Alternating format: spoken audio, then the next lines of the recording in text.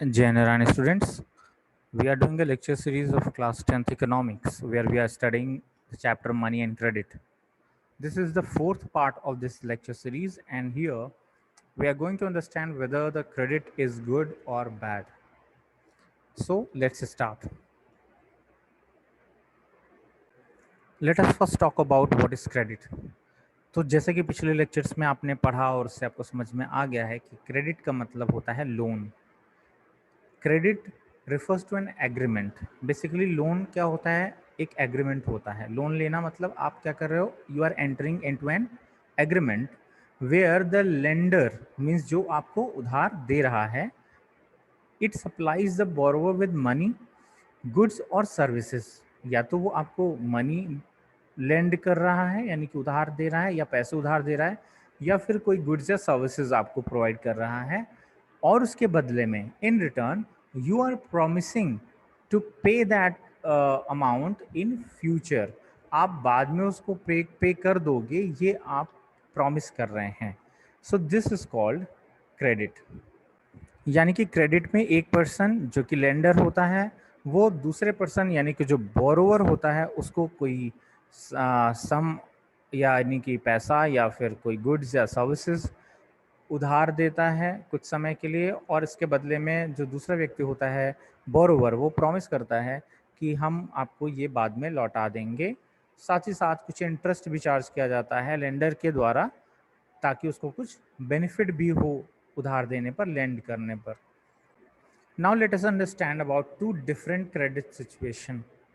Credit अच्छा है या बुरा है, इसको जानने के लिए हमें दो एग्जाम्पल्स पढ़ने हैं जिसके थ्रू हम समझेंगे कि क्रेडिट के क्या टू पॉजिटिव और नेगेटिव इफेक्ट्स हो सकते हैं, ये देखेंगे हम लोग। तो देखिए, आपकी बुक का ही एग्जाम्पल ये है जिसमें पहले एग्जाम्पल में लिखा हुआ है कि त्योहारों का मौसम है और शू मैन्युफैक्चरिंग का काम करने वाला एक व्यक्ति है सलीम, जिसको कि एक ऑर्डर मिला है, एक बड़ा ऑर्डर मिला है 3000 जोड़े जूते बनाने का, और एक मंथ के अंदर उसको ये जूते बना करके डिलीवर करने हैं अपने उस व्यक्ति को जो कि उसको ऑर्डर प्लेस किया है। जिसने सपोज कोई कंपनी है, उसने ऑर्डर प्लेस किया कि आप हमें 3000 पेयर्स ऑफ शूज़ बनाकर एक महीने में दीजिए, क्योंकि फेस्टिवल टाइम आने वाला है और हमें इतने जूतों की ज़रूरत है। इसको इस प्रोडक्शन के ऑर्डर को कंप्लीट करने के लिए सलीम को कुछ नए वर्कर्स पार्ट टाइम पर एम्प्लॉय करने पड़ेंगे जो कि स्टिचिंग और पेस्टिंग का काम करेंगे। इसके अलावा उसको रॉ मटेरियल परचेज करना पड़ेगा, और इन खर्चों को करने के लिए सलीम को लोन लेना होगा। तो उसने दो सोर्सेज डिसाइड किए हैं लोन लेने के लिए। पहला, वो लोन लेता है लेदर सप्लायर से, यानी कि जो उसको लेदर सप्लाई करता है, रॉ मटेरियल सप्लाई करता है, उससे उसने कुछ उधारी पर लेदर परचेज किया है और उसको प्रॉमिस किया है कि मेरा ऑर्डर का जब पैसा मुझे मिलेगा then I will pay you back. दूसरा, उसने लोन ऑब्टेन किया हुआ है कैश फॉर्म में एक बड़े ट्रेडर से जिसने उसको ऑर्डर प्लेस किया है।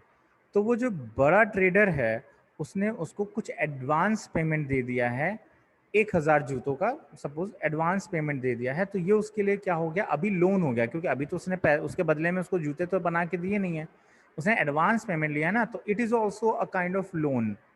अब उसको उसके बदले में उसको जूते बना के देने होंगे 1000 पेयर ऑफ शूज़, तब उसका ये कर्ज उतर जाएगा। और जो एक्स्ट्रा 2000 वो बना के देगा, 3000 का ऑर्डर है तो 2000 और जो बना के देगा उसका पैसा वो बाद में पे कर देगा। अब मंथ के एंड में सलीम अपना ऑर्डर कंप्लीट कर लेता है, उसको अच्छा खासा प्रॉफिट भी होता है और वो अपने कर्ज भी उतार देता है। जो उसने लेदर सप्लायर से लिया था सामान, उसके बदले में जो पैसा बनता है वो लौटा दिया, और जो ट्रेडर से 1000 का एडवांस पेमेंट लिया था वो भी उसका पूरा हो गया, उसने ऑर्डर उसको सप्लाई कर दिया है। तो हम यहाँ पर देख रहे हैं कि सलीम जो है उसको क्रेडिट लेने की वजह से, लोन लेने की वजह से काफ़ी ज़्यादा फ़ायदा हुआ है।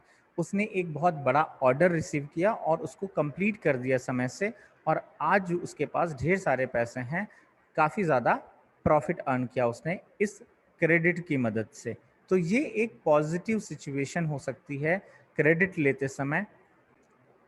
And in this case, Salim obtains credit to meet the working capital needs.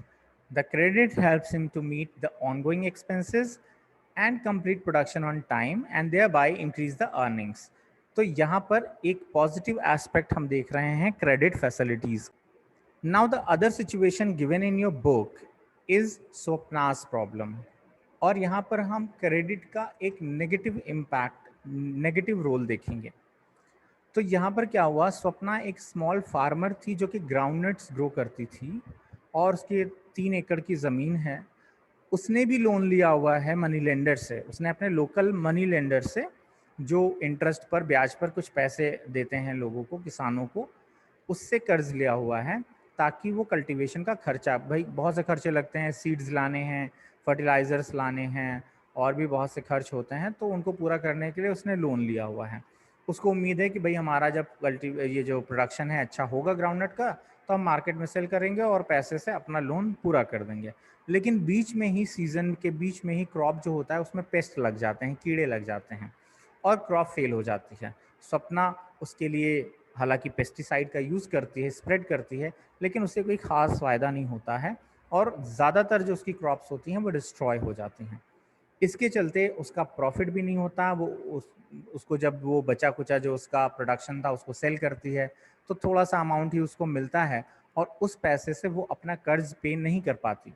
अगले साल वो फिर से एक बार लोन लेती है कि चलो इस बार शायद अच्छी फसल हो जाएगी तो हम अपना कर्ज उतार देंगे, लेकिन दूसरे साल नॉर्मल कल्टीवेशन होता है, नॉर्मल प्रोडक्शन होता है और उसके कर्ज पूरे नहीं उतर पाते हैं। अल्टीमेटली उसको अपनी ज़मीन का एक हिस्सा बेचना पड़ता है और उससे फिर वो अपने कर्ज को उतार पाती है। तो यहाँ पर हम देख रहे हैं कि क्रेडिट एक ऐसी सिचुएशन भी अराइज कर हो सकती है इसमें, जिसमें कि आपको लॉस हो जाए और वहाँ पर आप एक डेट ट्रैप में फंस जाएं। तो ये नेगेटिव रोल ऑफ क्रेडिट भी हो, जैसा कि स्वप्ना के केस में हुआ। तो इसमें उसकी हालत पहले से भी और ख़राब हो गई, जबकि सलीम की हालत जो है वो बेहतर हो गई थी, वो पहले से बेहतर सिचुएशन में पहुंच गया था।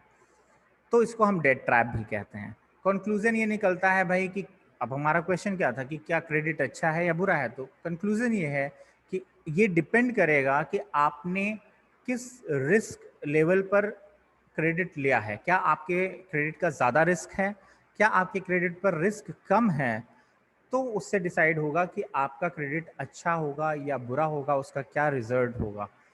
तो आई होप कि आपको कुछ समझ में आया होगा। If you have still any doubts then you can ask me during the live. Thank you students and Jai Narayan.